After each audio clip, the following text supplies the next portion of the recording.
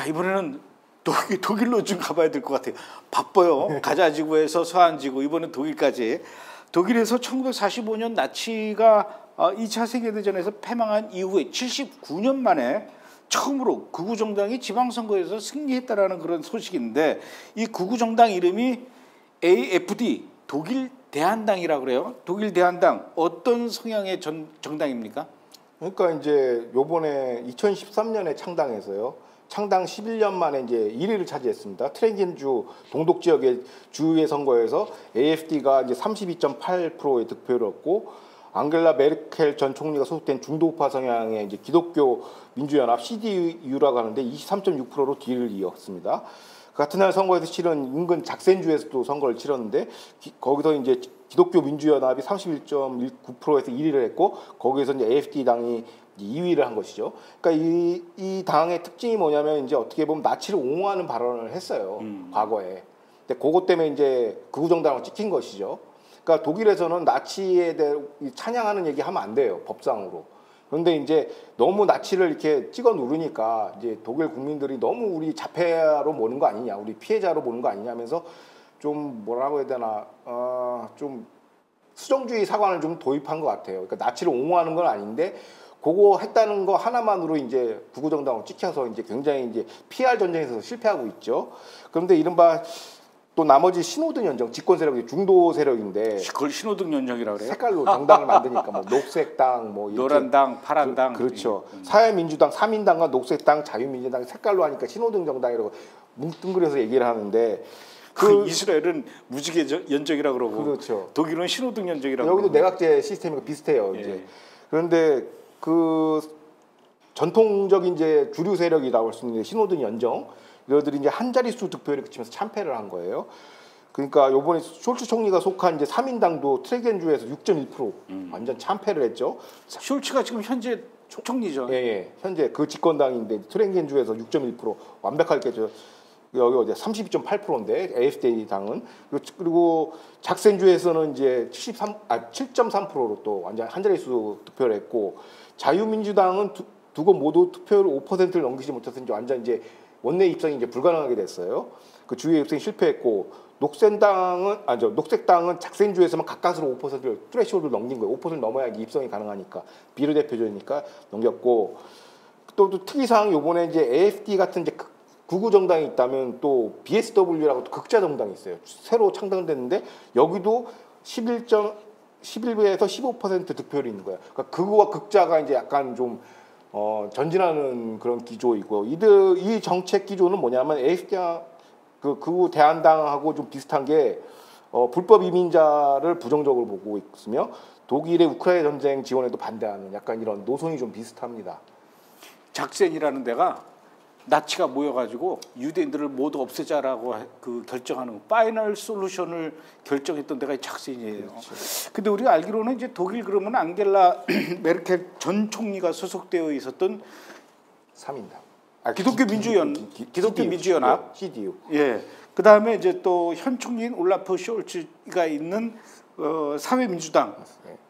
이런 쪽에 이렇게 그 지지를 많이 받고 있는 걸로 알고 있었는데 이번에 다 패배를 했고, 그런데 왜 이번에 그 독일 지방 선거에서 이렇게 그 극우 정당 독일 대한당 높은 지지를 받게 된 어떤 특별한 이유가 있습니까? 그러니까 지금 현 집권 세력이죠. 아까 얘기했던 그 녹색당이랑 이제 뭐 숄츠당, 뭐 메르켈 속한 이제 CDU 뭐 이런 정당이 이른바 중도 실용 세력인데, 여기에 대한 이제 무능이 이제 그 표심으로 반영이 된 것이죠. 그러니까 러우 전쟁으로 인한 유가 상승, 인플레이션, 그다음에 일자리, 그다음에 사회적으로는 이제 어떤 이제 진보 좌파적인 세계관 자꾸 이런 거 반패미 이런 것 때문에 이제 국민들이 신물을 느껴서 이제 극우 정당을 지지하게 된 것이죠. 그러니까 AfD의 그 지지층의 특징은 뭐냐면 젊은 남성으로 구성돼 있고 고졸 출신의 노동자고 경제적으로 어려운 상황에 이제 사람들이 지지를 많이 하는데, 이들의 정강 정책 노선이 자세히 들여다보면은 정부 개입을 최소화하고 정부 개입을 싫어해요. 그러니까 뭐 이게 보조금 주고 복지해주고 이거 극혐합니다. 그리고 유권자 90%, AfD 유권자 90%는 지금 독일 정부가 과부하 상태다. 너무 재정 지출을 늘리고 있다. 이거에 대해서 얘기하고 있어서 어떻게 보면은 좀 FDP라고 그 자유시장당이랑 비슷한 입장을 보고 있어요. 그리고 동독 주민보다 훨씬 시장주의 친화적이에요. 그 우리가 극우정당이라고 하면은 또 기후변화 어젠다도 굉장히 싫어해요. 그러니까 경제 성장이 기후변화보다 중요하다라는 게 유권자 이 독일 대한당의 유권자의 75%예요. 전체 평균보다 굉장히 높거든요. 그러니까 46%보다도 높아요. 국민 평균이 46%인데 75%는 기후 정책보다는 경제 성장이 중요하다. 약간 좀 시장 우파적인 느낌이 들어요. 그다음에 극좌 제도권과 미디어에 대한 불신이 극에 달합니다. 그러니까 뭐 일부 그 작센, 튜링겐, 뭐 브랜덴부르크 인구의 68%가 경찰을 신뢰하지만 AfD 유권자들은 절반 정도만 경찰을 신뢰하고 법률기관, 그러니까 사법부에 대한 신뢰도는 AfD 지지자는 31%고 그 독일 평균이 54%인데 훨씬 낮다라는 거예요. 그 왜냐하면 좌편향 판결을 계속 내태내니까 친환경 판결, 친페미니스트 판결을 내놓으니까 이제 여기에 대한 거부감이 있고. 그 다음에 언론의 신뢰도 최하위예요. AfD 유권자의 9%에 대해서는 9%가 어떻게 평가하고, 그러니까 AfD 유권자의 대다수는 언론을 신뢰할 수 없다가 9%예요. 신뢰한다가 9%죠. 그러니까 전체 인구는 언론에 대한 신뢰도가 35%인데 9%면 굉장히 낮은 거죠. 그러니까 제도권 자체를 그냥 거의 불신하는 거죠. 수준이고. 그 다음에 이제 뭐 결정적인 게 뭐냐면은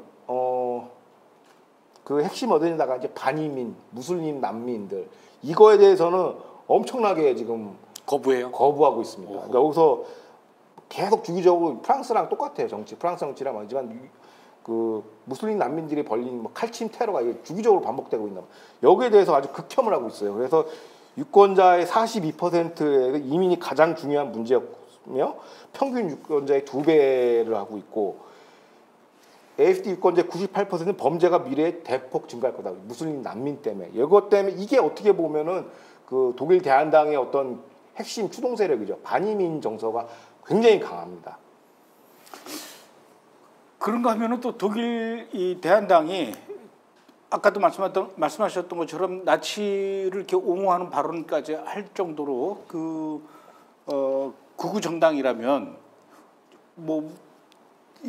독일 대한당이 무슨 뭐 기후 정책보다도 경제 성장을 더 앞세우고 뭐 언론에 대한 그 신뢰도가 낮고 그거는 뭐 그쪽 사정인데 이제 저희가 걱정하는 것은 이 정당으로 인해서 이 독일 내에서 반유대주의 이런 것들이 더 만연해지고 더 커지지 않을까 싶은 그런 걱정은 좀 드네요. 그러니까 그런 우려도 이제 현재 유대계 단체도 하고 있고 저도 이걸 좀 보고 있어요. 그러니까 왜냐면은 프랑스의 그 르팽당 그것도 극우정당이라 하지만 오히려 유대인을 옹호하는 정책을 지금 펼치고 있죠. 무슬림 난민 반대, 범죄 반대를 하면서.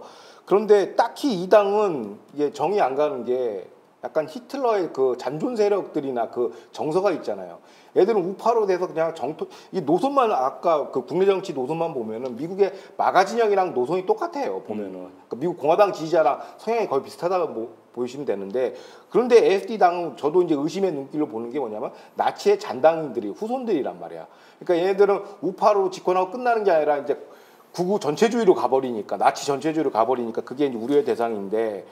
근데 실질적으로 2013년에 이 정당이 창당하고 이제 나치 혐의를 많이 받고 있죠. 그런 이제 홍보전에서 깨지고 있는데 재밌는 게 이제 2018년에 이제 이게 AfD 당 아닙니까? 근데 여기서 Juden in their AfD라고 Jews in for 그 AfD라고 있어요. 그러니까 AfD 당을 지지하는 유대인이라는 직능 정파가 생겼어요. 2018년에. 그러니까 이들이 그러면 유대인인데 어떻게 너는 친나치당 가입하냐라고 얘기할 수 있지만 이들의 그 JAFD의 그 당협 위원장들이 뭐라고 얘기했냐면 독일 당국의 무슬림 난민 유니까 무슬림발 반유대주의 폭력 노선에 반대한다는 그 노선 보고 같이 우리가 지원을 한 것이다라고 얘기를 하고 있어요. 그러니까 실질적으로 그 유대인들이 이 정당을 지지하는 유대인들이 있다라는 거예요. 사실상 그 직능 단체도 지금 협상돼 있고 그러면은. AfD 출연으로 인해서 이제 반유대주의가 이제 보편화되면 어떡할 거냐라는 질문에 대해서 이 JFD 이 당원 유대계 당원들이 이제 선을 딱 그어요. 뭐냐면 그건 좀 과도한 우려다. 언론이 좀 뽀뿌진하는 경향이 있다. 그렇게 반유대주의는 아니다라고 얘기하고 현재 그 독일의 그 정서가 이렇습니다. 좌우 정당 다 포함해서 한 10% 정도는 반유대주의 상황에 있다라는 거예요. 그러면 유일하게 AfD 당은 이스라엘의 어떤 그 이스라엘보다 유대인의 어떤 안전을 책임지는 반 무슬림 난민과 그 반 이스라엘 폭력에 대해서 반대하기 때문에 이런 정책적인 이제 교집합이 있는데 기존에 있는 반유대주의를 갖다가 우리가 들어가서 신생 정당에 들어가서 반유대 중성을 우리가 제거하겠다라는 게 또 목표 중에 하나예요. 그러니까 이거를 갖다가 연성화 시켜가지고 좋은 우파 정당으로 만들겠다라는 게 유대인 그 AFD의 당원들의 지금 목소리입니다. 독일 사람들 그 중에는 그 나치에 대한 향수를 갖고 있는 사람들이 많이 있는 것 같아요. 10%가 있다고 하니까. 10%. 야. 고정적으로 드러나는 게 10%니까 그게 약간 불안하게 하는데 그래도 우리가 들어가서 좀 진정한 자유공화주의 세력을 우리가 만들 수 있다라고 유대인들은 지금 얘기하고 있죠. 왜냐하면 무슬림 때문에 그게 가장 핵심인 것 같습니다. 좀 그렇게 긍정적인 방향으로 흘러갔으면 좋겠어요. 네. 자, 생방송으로 전해드리는 이스라엘 투데이.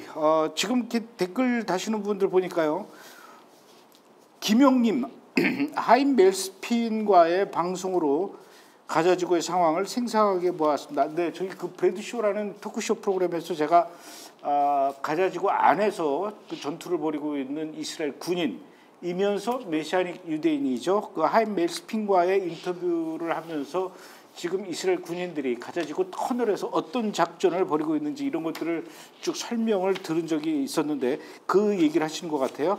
하나님께서 이스라엘에 승리를 주실 것을 믿고 소망을 갖고 있습니다. 이스라엘 국민이 반정부를 시위를 하는 것은 악한 영의 역사라고 봅니다. 샬롬 하셨습니다. 또 가자 전쟁에 배치된 알리아 리턴센터 이분도 또 하임 멜스핀 이야기를 하시네요. 총을 메고 인터뷰 보고 항상 가족을 다시 만날 수 있을까 하는 어린 자녀들의 기도를 받고 전장에 돌아가는 모습을 보고 많이 울었습니다. 이렇게 또 댓글을 달아주신 분이 계시네요. 이스라엘 사람들에게 특히 이스라엘 젊은 남자들에게 지금 가자지구의 전쟁은 현실이죠. 예, 또 오늘은 살아있지만 내일은 어떻게 될지 모르는 이런 상황에서 매일매일을 이 어려운 시기를 보내고 있습니다. 여러분들이 지금 이스라엘을 위해서 기도할 때 가자지구에서 전투를 벌이고 있는 이스라엘 군인들을 위해서 다 똑같은 사람들이죠. 예, 얼마나 무섭겠습니까? 군인들을 위해서도 기도해 주셨으면 좋겠습니다.